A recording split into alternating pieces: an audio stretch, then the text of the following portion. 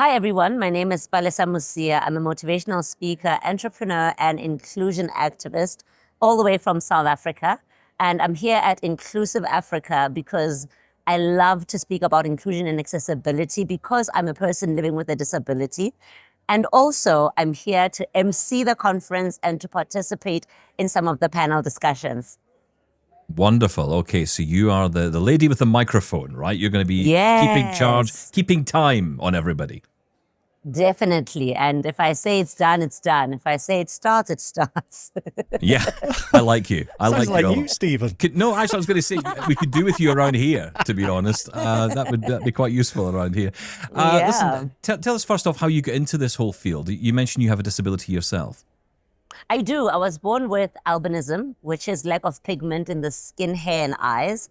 But I was also born with a visual impediment called nystagmus, which is an involuntary movement of the eye that causes short sight. So I struggled growing up with these two conditions. You'll see that I'm white in terms of my complexion, but when I speak my home language in South Africa, I'm a Black woman. So I'm a Black woman with albinism. So growing up, I struggled figuring out where I belong because I was teased by the Black kids and the white kids until I found my voice and fully accepted myself exactly the way I am. And in self-love grew self-confidence. And with my visual impediment, in 2017, found a technology called bioptic glasses, which assisted me to get behind the wheel of a car, something I was told I'll never do my whole life. So I've dedicated my life to inclusivity and accessibility. I've recently just launched my talent management company where I represent talent that comes from marginalized groups or people with disability because I know how difficult it was for me to break through, even as talented as I was, just because I looked different. Well, I mean, if you're ever looking for people to join your talent agency, a couple of guys here that are, pretty, okay at this kind of thing. Not talented. No, I don't think. Oh, hang on. Do we need to have the talent? Do we need to have talent? The talent. The talent is a prerequisite. Forget it. I don't know where we start with that last answer. I mean, wow. Okay, so let me ask you this, because this stuck out to me when you said, you were teased. You didn't really know where you belonged. Yeah. Until you accepted your albinism. How acceptance is so difficult when you have a disability, but once you do accept it, life becomes easier. But how did you start that acceptance? Okay, I got tired of crying because I went to a Christian school called Val Christian School in the Free State. So they could have been more creative with the name. But anyway, and every week I would cry 2 to 3 times a week because that's how much of the bullying and mocking and discrimination that I had to face. Until one day, after crying the whole night, after a very bad incident at school where we were walking to assembly and they started making fun of me, and I told one of the teachers who saw me crying that they were calling me an albino. So she said to me, "Why would you cry when they call you what you are?" I was devastated. I went back to boarding school because I wasn't staying at home. And I called my mom. I used to have a phone card that we would use at a payphone in South Africa. And until that phone card was depleted, I was crying nonstop. And then I realized that crying doesn't help. If you know me, you'll know I'm a very solutions-oriented person. So I realized this crying doesn't make this thing stop. So I needed to try something different. So I said, okay, this time I'm not going to cry. I'm going to confront them. And you will know that a bully's power comes from your fear. And once you eradicate the fear, they're powerless and they'll move on to their next victim. So it was break time. And this time a group of white girls started mocking me. I got off the jungle gym and I went straight to one of them and I said, "What is your problem? I have your skin." Remember, she was white. And pointing at a Black girl, I said, "I have their mind. So I have the best of both worlds. So what's the issue?" And guys, I always joke, in South Africa, there's a bread company that released a bread that is called the best of both worlds. It's white bread with the goodness of brown bread. And I always joke, I should have coined that phrase. I'd be making a killing. I wouldn't have to work here today. But in any case, then I realized that it worked. It worked. Me standing up for myself worked. Me showing them that this doesn't change who I am. It's just a condition I have. And unfortunately, I went to 6 different schools. So I had to do the standoff 6 different times. But with practice, you begin to realize that you are born different, but it doesn't change the substance of who you are. In fact, in time, I started embracing it, because when I walk into a room, you will look, whether you like it or not. But this time, I don't shy away. I give you a show. Yeah, well, that's good. I like Yeah. that. I mean, I think that's the challenge for a lot of people, isn't it? No matter what the situation is, when it comes to disability, Yeah. for example, I think about when I was coming to terms with blindness. I would kind of get myself to a point where I would feel confident enough to get out over the front door, and then you would have an interaction with yet another person. I call them sighted zombies.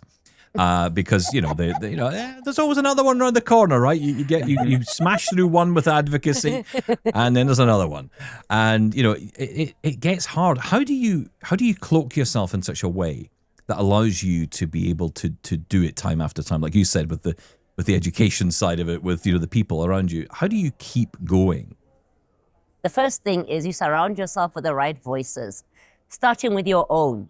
Sometimes the worst voice is that internal voice that keeps telling you negativity, right? How do you silence that voice? You need to make sure you feed yourself positivity. Then there's the people that surround us, our family, our friends. Sometimes those are the very people that increase our insecurities, increase our fears. So your circle is very important. Somebody said to me 2 days ago, family is not always who you're born to. Family can be people that you choose in the world now. So if you're surrounded by people that constantly tell you that your disability is annoying because I don't want to sit outside if there's no umbrella because my skin burns, then that's not going to help you. So you need to have the right circle. You need to always feed positivity to yourself, because you have to have a positive attitude to believe that you can be anything that you want to be. And most importantly, you have to love yourself. It is a job. You have to do it consistently.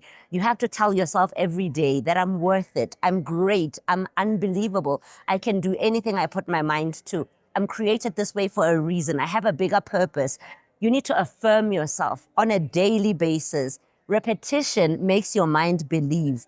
And if you don't believe me, why do you think Coke is still advertising? We know Coke, but they advertise because they know repetition works. So practice it with yourself. Constantly repeat positivity to yourself. Surround yourself with the right people, and make sure that voice inside speaks positivity even in adversity. Wow. Well, you've motivated me. I want you for my agent. That's amazing. Yes, I'll You send need the that talent, quote. Sean. Oh, we don't need talent when you've got that voice behind you. It's amazing. Yeah. Talking of which, talking of your agency there, how do you find the clients that you get? You mentioned that you pick from minority groups. So Yes, how do you find them, and how do you find their attitude? Okay, so fortunately, because I started embracing inclusion, because initially I really didn't want to be the poster child for inclusion, because for me, I didn't want to be treated differently just because I have a disability. I wanted people to look at me as a normal person. But then I realized there has to be someone that is the voice, someone that has overcome the challenges. It's literally just started about 3 weeks ago. It's very new. I've never done talent management before, but before I was a boxing manager, I had never done boxing. Before I went into construction, I had never done construction. It's so important to me to help people that look like me and people that have other disabilities get work that I struggled to get. I'm an entrepreneur, so I bite off more than I can chew, then I chew very quickly. So right now I'm chewing very quickly, but I'm surrounded by people that, that have seen me at various platforms, and they're constantly asking me, how did you manage to book the manufacturing in Durban in South Africa? How did you manage to book Inclusive Africa? And then these people that I speak to, I then realize that they are talented individuals that are struggling. So I say to them, listen, I'm starting an agency. Would you like to be a part of it? What I'm doing with the agency is helping people that have challenges but are exceptionally talented and just don't get opportunities. So the idea is for me to use my network and to knock on as many doors as I can to force companies to be inclusive and not treat inclusion, like a tick box exercise. So I'm going to use my network, I'm going to use my connections to push to get people that are like me and people that have other disabilities to get into the professional spaces of acting, motivational speaking, and any other form of talent that they want to expose to the world. Yeah, I also want to mention that we've got two things in common. The three of us actually have one thing in common, and that is nystagmus. We're all part of the nystagmus family. Yes, we are. Yes. Oh my Yeah, God. yeah. The world's a shaky place. Yeah. That's right. Does it go up or down or side to side? That's the question, because it's depends on which one you've got, right? Side to side for me. Same here. Side to and side also for me too. Yeah, there you go. go. We're all part of the side to side family. Yeah, And also, bioptics. I had a chance to try these. Oh, I think it would have been 6 or 7 years ago. My vision was a little bit better. And sadly now for me, they don't work. I'm so pleased they work for you because they seemed amazing. Tell people what they are for people who don't know what that is. Okay, so firstly, I have to say, when I went for my eye test, the optometrist really managed my expectations because she said to me, for the glasses to work, it would depend on the level of the I don't know if it was the level or the frequency of my nystagmus, but I already knew that they might not work, but I was praying that they would work. So there are glasses, normal glasses, that are just fitted with a telescope. I make it sound like it's nothing. They're just fitted with a telescope on the top. You can take the glasses that have a telescope on one side, or you can take the glasses that have a telescope on both sides, which is what I did. So in all honesty, I use the telescope if I have to look at something from a distance, and they're a little bit heavy, I have to be honest, because when I started wearing them, they were falling off and I had to find all different ways of keeping them at the right position for me to drive. Because when you drive, you look through the normal lens, and if you have to look at something at a distance, you quickly look through the telescope and then you look back. So what I've realized is when I use GPS on my phone, I don't need the telescope as much as I would if I didn't have the GPS, because the GPS gives me a general indication through voice of where I should go. So yeah, the simple answer is they are spectacles fitted with a telescope that help people that have my version of nystagmus or a certain severity of nystagmus get behind the wheel of a car and drive. And it's worked so well for me. Since 2017, I've been driving for myself. And luckily in 2018, my driver resigned, so I didn't have to fire him. But he really pushed me to start driving for myself. Were you planning to fire him at that point? Was that At some point, it doesn't make sense to pay for a driver when you can now drive for yourself, you know? So I realized I'm trying to get gossip about the driver. Oh, sometimes they'd show up drunk. So that's when I needed the technology, because I needed a driver to go to the store. Yeah, but on a serious note, people don't understand. I needed a driver even to go to the store to buy bread, because I lived in the Free State and there were no Ubers or any other meter taxi or anything like that. So I couldn't even take myself to the store to buy something that I needed. So if my driver didn't show up for whatever reason, I was stuck. So I'm so happy to have the bioptics. They really help. And there's many low vision people who, you know, maybe can't drive as a result of wearing them. And certainly I know where we are in the UK that you cannot drive with them. And I think in the US you can. There are different rules in different countries. But, you know, for a lot of people, it's just being able to see street signs or just being able to navigate or read a menu. And that's where I found them really interesting. I mean, sadly for me, they don't work anymore, but I think it's good people know about them. I remember meeting a wonderful man called Ian Hughes, who worked for Associated Optical. If you're listening, Ian, there you go. You just got a name check. But, you know, he was wonderful because he spent so much time in like with you. The expectations were managed. There's a lot of this great low vision tech out there. It doesn't work for everybody, but for those it does work with, wow, it's changed your life. It has, in a big way. So is your message, and forgive me for being coarse, but is your message to the world, screw it, you know, be yourself, you know, just love yourself, be yourself. Is that the message? I'm not a motivational speaker, can you tell? Yeah, we noticed. I could tell from the screw it. Yeah. Did that give it away? Maybe not in our team. But that's at the heart of it, isn't it? It's a heart of it of saying you kind of got to cloak yourself. You've got to grow a thick skin. You've got to we have to do it as blind people to live in this world, right? Yes, not everybody's going to love you. You're not money. And believe it or not, there are people in the world that don't like money. I don't know how, but it happens. So if you don't love yourself, how can anyone else love you? And it's not going to be easy, because when you're different, people are wired to rebel against something that they don't know. I don't know why we're created like that, but when you don't know something, your first instinct is to rebel against it, or to run away from it, or to avoid it.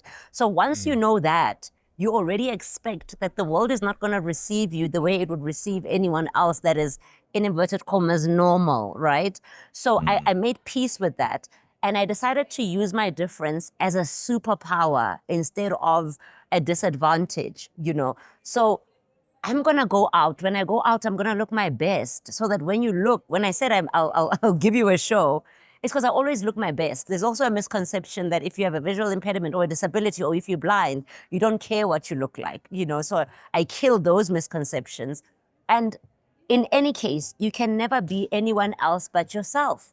Everyone else is taken.